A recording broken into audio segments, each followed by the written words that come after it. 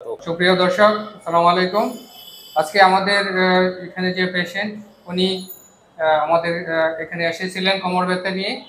তো প্রথম তাকে অ্যাসেসমেন্ট করে দেখলাম যে তার পিএলআইডি ছিল এবং নামাজ পড়াইতে পারতেন না উনি ভালো করে, উনি সরকারি মসজিদের ইমাম সাহেব। তো আমরা 4-5 দিন চিকিৎসা করার পরে আজকে তার মুখ থেকে তার অনুভূতি শুনবো।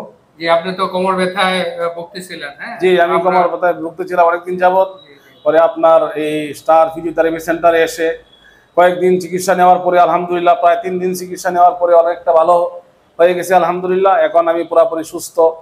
এই জন্য আমি আমার এই ভিডিও যারা দেখছেন সবাইকে আমি দাওয়াত দিচ্ছি, তারাও যেন যারা এরকম কোমরে ব্যথা, হাঁটুতে ব্যথা, পায়ে ব্যথা, ঘাড়ে ব্যথা, তারাও যেন আপনাদের ওই সেন্টারে এসে চিকিৎসা নিয়ে তারাও সুচিকিৎসা গ্রহণ করার জন্য দাওয়াত দিচ্ছি।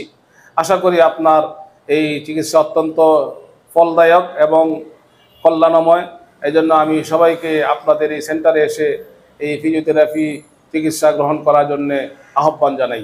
এখন আমাদের এই সেবার মানটা কেমন সেই ব্যাপারে দর্শকদের একটু বলবেন যে পরিবেশ এবং ছেলেদের জন্য এবং মেয়েদের জন্য কেমন পরিবেশ বা তারা কেমন আন্তরিক ছিল আপনি চিকিৎসার ক্ষেত্রে, সেই সম্পর্কে একটু জানতে চাচ্ছি দর্শকদের জন্য। আলহামদুলিল্লাহ, এখানে পরিবেশ অত্যন্ত সুন্দর এবং তাদের এই পরিবেশ অত্যন্ত সুন্দর এবং পরিচ্ছন্ন, এবং বিশেষ করে মেয়েদের জন্য মেয়ে ডাক্তার, পুরুষের জন্য পুরুষ ডাক্তার। এটা কিন্তু সব জায়গায় সচরাচর পাওয়া যায় না, কিন্তু ওনারা এই সুন্দর আয়োজন করেছেন।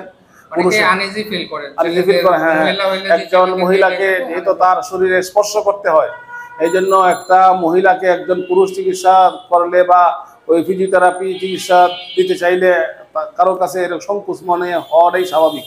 এই জন্য এখানে একটা সুন্দর পরিবেশ ওনারা তৈরি করেছেন।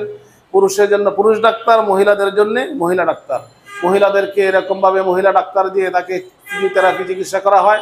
আশা করি 2-4 দিন চিকিৎসা নেওয়ার পরে সবাই ইনশাল্লাহ ভালো হয়ে যাবে বলে আমার বিশ্বাস।